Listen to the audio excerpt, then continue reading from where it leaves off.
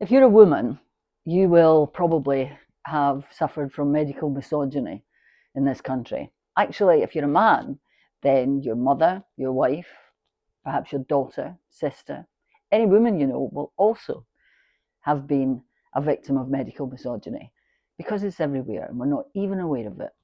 It takes 7.5 years on average for a woman who has endometriosis to get treatment in Scotland. And in the meantime, we're constantly told it'll be fine, just take the painkillers, or put off, when what we really need are tests to find out exactly what's wrong with us.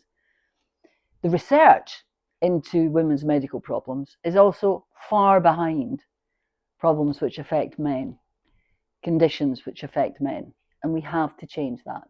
And that is what we want to do with this motion. Get the Scottish Government to sit up, to listen, and to address medical misogyny.